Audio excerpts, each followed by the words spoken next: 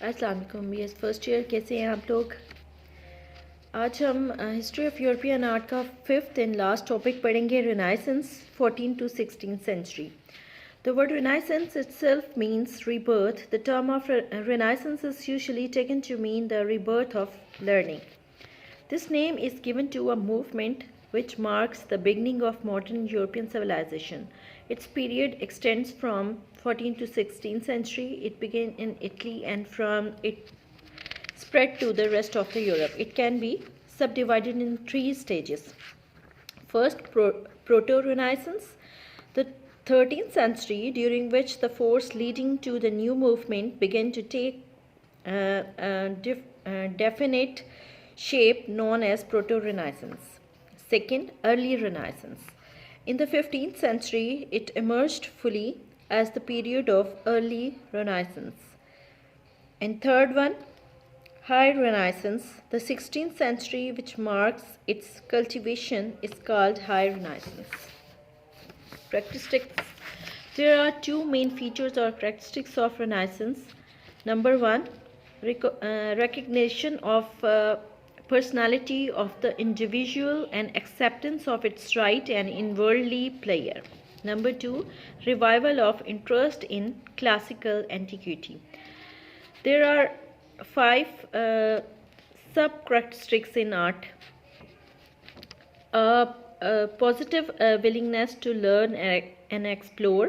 Number 2, faith in the nobility man humanism. Number 3, the discovery and mastery of linear perspective. Number 4, rebirth of naturalism. Number 5, secularism. Renaissance promote the rediscovery of classical philosophy, literature and art. And this movement give birth lots of masters level artist. اور پہلے میں اس کو explain کرتی ہوں کہ یہ کیا renaissance کا مطلب کیا ہے اور یہ کیوں شروع ہوئی، کب شروع ہوئی، کہاں سے شروع ہوئی، ہم سارا دیکھتے ہیں. تو رینائسنس جو ہے یہ ایک اردو میں تو ہم اس کو تحریک احیاء علوم کہیں گے، یعنی جتنے بھی علوم ہیں، جتنے بھی سبجیکٹس ہیں، ان سب کا ریوائول، نئے سرے سے ان کو جو ہے ریوائیو کیا گیا. یہ رینائسنس ایک تحریک تھی جو کہ یورپ کے اندر سٹارٹ ہوئی. کس کے اگینسٹ؟ ایکچولی یہ چرچ اور چرچ کے جو سخت ترین اصول تھے ان کے خلاف یہ تحریک شروع ہوئی. شروع میں ہم نے دیکھا ہے کہ ان کا آرٹ جو ہے وہ سارا چرچ اور مذہب کے ارد گرد گھومتا ہے. اسی طرح جو کرسچنس تھے یا یورپینس کرسچنس تھے، ان کی زندگی جو تھی وہ پوری کی پوری جو ہے وہ چرچ کے تابع تھی اور چرچ کے اصولوں کے تابع تھی. جو چرچ کہتا ہے وہ ان کو کرنا پڑتا تھا. حتیٰ کہ جو بادشاہ تھے وہ بھی اپنی طرف سے ایک چھوٹا سا کوئی قانون یا اصول وضع نہیں کر سکتے تھے بغیر چرچ کی پرمیشن کے. یہاں تک کہ لوگوں کو چرچ کی خلاف ورزی کرنے پہ بڑی بڑی سزائیں دی گئی، ان کو زندہ جلا دیا جاتا تھا. یہاں تک کہ ایک ڈیوک اور اس کی بیوی کو بھی صرف چھوٹی سی کسی بات پہ زندہ جلا دیا گیا کہ انہوں نے چرچ کی بات نہیں مانی تھی.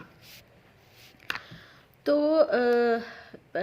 پورے یورپ پہ جو بادشاہوں کے دربار تھے اور جو زندگی کے ہر جو فیس پہ جو چرچ تھا اس کی حکمرانی تھی، اس کا قبضہ تھا اور لوگوں کو اور ان کی زندگیوں کو آکوپائی کر کے رکھا ہوا تھا.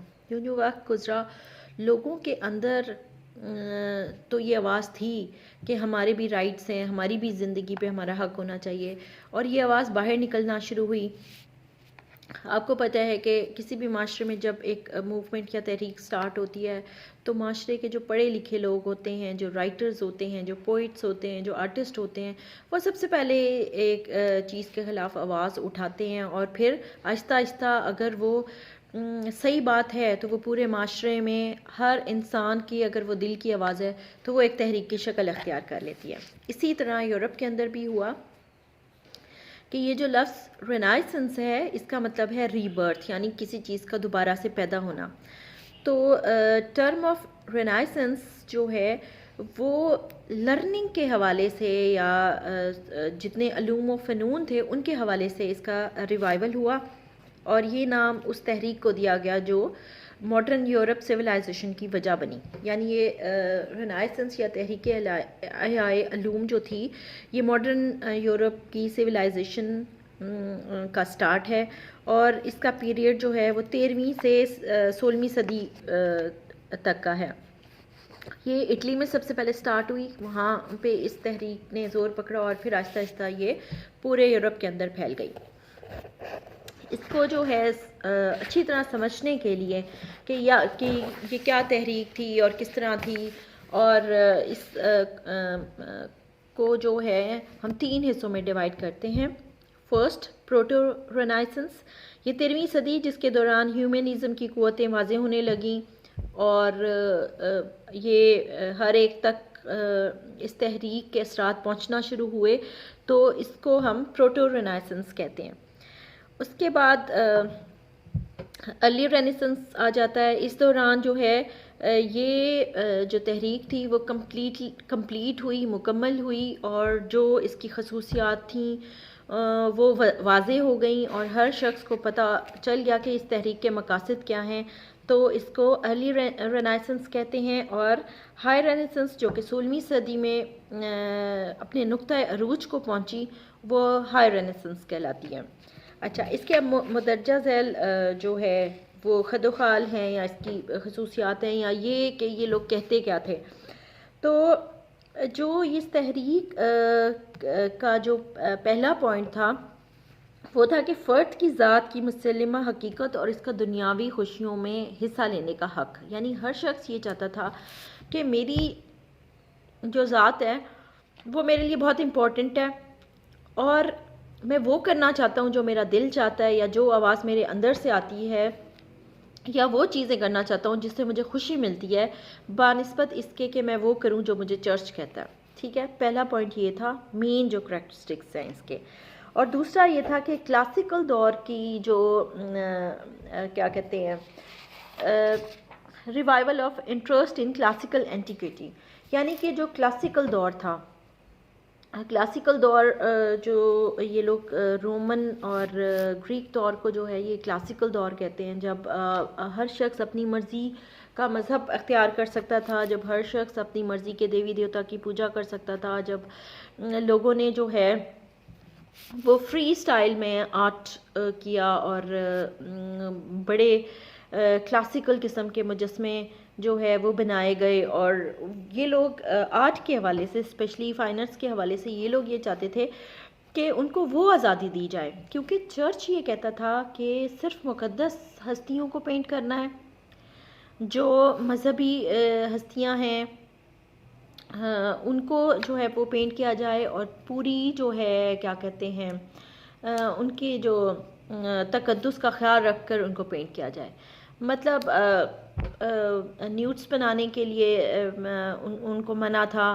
آرٹسٹ جو تھے وہ کسی کو ایز اے ماڈل سامنے رکھ کے اور اس کو ایز اٹ از نہیں بنا سکتے تھے، بلکہ ایک خاص فارمولہ تھا، اس کے تحت جو ہے جو آرٹسٹ تھے وہ چرچ کے تابع تھے اور انہی اصولوں کو لاگو ان پہ کیا گیا تھا. اور وہ آرٹسٹ جو تھے وہ چرچ کے اصولوں کے تحت ہی پینٹنگز یا جو اسکلپچر ہے وہ بناتے تھے، اور وہ مقدس ہستیوں کا بنایا جاتا تھا، یعنی کہ عام لوگوں کا بھی نہیں بنایا جا سکتا تھا، گناہ سمجھا جاتا تھا.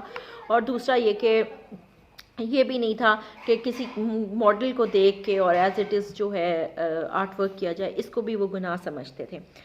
تو یہ چاہتے تھے کہ کلاسیکل یعنی قدیم زمانے کی چیزیں جو ارسطو اور افلاطون سے پہلے کا جو آرٹ ہے وہ یہ چاہتے تھے کہ اس کا ریوائول ہو، اور وہ جو کام کریں آرٹسٹ، یعنی جو کام کریں وہ ایک انسان کی عظمت کو پرزور طریقے سے بیان کریں، نہ کہ جو ہے وہ فرشتوں کو ہی بس پینٹ کرتے رہیں یا مقدس ہستیوں کو ہی صرف پینٹ کرتے رہیں. اور فرشتوں کے بارے میں خاص طور پہ ماڈرن آرٹسٹس یہ کہتے تھے کہ جب ہم نے فرشتے دیکھے نہیں تو ہم کیوں ان کو پینٹ کریں.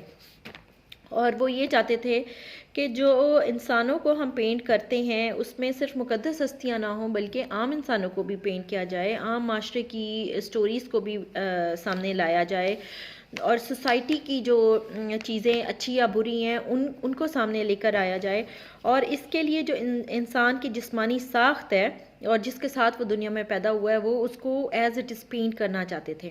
اور وہ چرچ یہ کہتا تھا کہ عام انسان کو دیکھ کر بنانا جو ہے وہ گناہ ہے، جبکہ آرٹسٹ یہ چاہتے تھے کہ اناٹمی کو پینٹ کیا جائے، انسان کے جو سٹرکچر ہے، جو اس کا جسم ہے، اس کو وہ ایز اٹ از پینٹ کریں، اور ساتھ میں جو ہے وہ اس کے پیچھے جو پس منظر ہے اس کو بھی وہ پینٹ کرنا چاہتے تھے. یعنی کہ وہ زندگی سے بھرپور جو ہے وہ آرٹ ورک کرنا چاہتے تھے، جس کے لیے جو ہے وہ ان کو چرچ کی طرف سے اجازت نہیں تھی. تو یہ تحریک جو تھی اس کی مین کریکٹرسٹکس میں نے آپ کو بتائی ہیں. اب میں آپ کو ان کی جو سب کریکٹرسٹکس ہیں جو کہ آرٹ کے حوالے سے تھیں وہ یہ تھیں کہ ہر آرٹسٹ جو ہے وہ پازیٹیو ولنگنیس چاہتا تھا.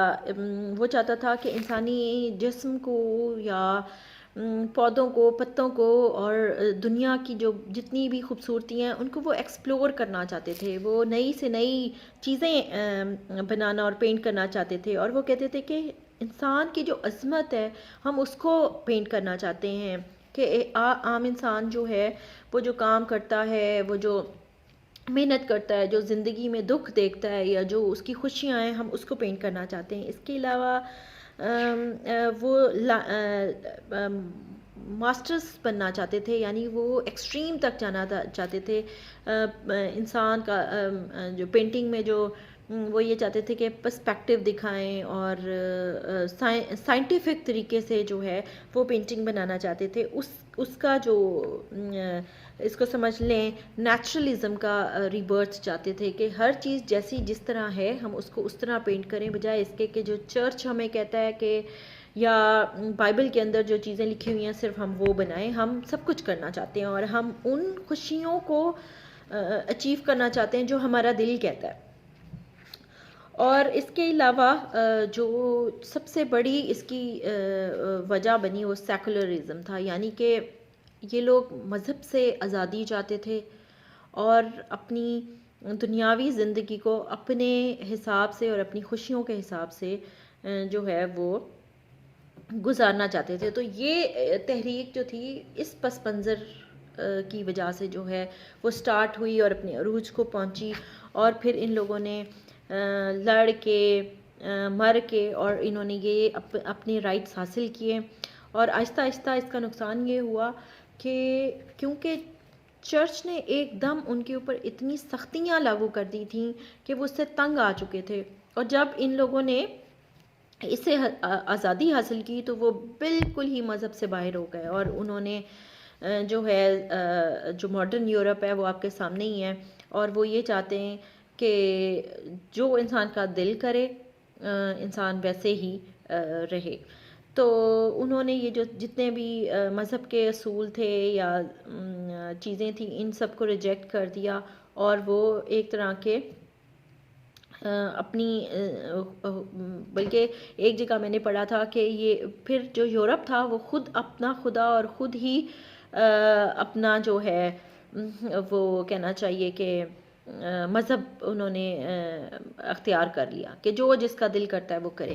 تو اس یہ جو فرسٹ موومنٹ ہے ماڈرن یورپین آرٹ کی بھی، یہ اس میں جو ہے بے شمار بڑے بڑے آرٹسٹ پیدا ہوئے جنہوں نے جو شارٹ لیول پہ نیچرلزم لے کر آئے، سائنٹیفک اصول لے کر آئے، اور انہوں نے کچھ آرٹسٹ جو شروع کے جو آرٹسٹ تھے، جب انہوں نے ایک آرٹسٹ مسیچیو کے بارے میں آپ کو بتاؤں کہ اس نے جب پہلی دفعہ ایک واقعہ بنایا حضرت آدم اور حوا کا، جب ان کو جنت سے نکالا گیا تھا، تو اس نے پہلی دفعہ ان دونوں کو بغیر کپڑوں کے جو ہے وہ پینٹ کر دیا. تو اس پہ چرچ بہت ناراض ہوا، لوگوں نے بڑی باتیں بنائیں اور بڑی اس کے خلاف جو ہے وہ تحریک چلی. ہمیں غصہ آیا کہ جی مقدس ہستیوں کو انہوں نے بغیر کپڑوں کے جو ہے وہ پینٹ کر دیا ہے. لیکن جو وقت گزرتا گیا تو انہوں نے کہا کہ ہم سطحی سچائی نہیں، بلکہ ہم جو ریئل ہر چیز کی سچائی ہے، جو نیچرلزم ہے، ہمیں اس کو پینٹ کرنا چاہیے. اور پھر آہستہ آہستہ ان آرٹسٹوں نے فرشتوں کو پینٹ کرنے سے انکار کر دیا. انہوں نے کہا جی فرشتے ہم نے نہیں دیکھے. اگر کہانیوں میں یا بائبل میں یا بائبل کے جو مذہبی قصے ہیں ان کے اندر اگر فرشتوں کا ذکر ہے تو ہم ان کو نہیں پینٹ کر سکتے کیونکہ ہم نے نہیں دیکھا، اور ہم وہ پینٹ کریں گے جو ہمیں نظر آتا ہے. اور پھر اس طرح یہ جو آرٹ تھا یہ ماڈرن یورپ جو تھا وہ ماڈرن یورپ کی طرف آ گیا، اور ماڈرن آرٹ کی طرف یہ لوگ آ گئے. آگے بہت ساری موومنٹ ہیں، جب تحریک احیائے علوم یا پھر رینائسنس کی تحریک کے بعد جو ہے بے شمار تحریکیں چلیں، جس میں نیو کلاسزم ہے، اس میں رومانٹکزم ہے، ریئلزم ہے، امپریشنزم ہے، اور پھر سیورلزم، کیوبزم، اور اس طرح ڈاڈائزم. اور پھر یہ اتنی آرٹ جو تھا شروع میں، جب انہوں نے جب ہم ان کو دیکھتے ہیں رینائسنس کے آرٹسٹ کو دیکھتے ہیں کہ اتنا زبردست لائن اور لینتھ اور پرسپیکٹیو اور چیزوں کا انہوں نے خیال کیا، جس میں دو آرٹسٹ بہت مشہور ہیں، لیونارڈو اور مائیکل اینجلو. یہ دونوں جو تھے وہ سپر نیچرلزم اور ریئلسٹک آرٹسٹ تھے. اور کیا کہتے ہیں، ایک اور آرٹسٹ ہیں ٹیشن، جس نے رنگوں میں بہت کمال دکھایا تھا.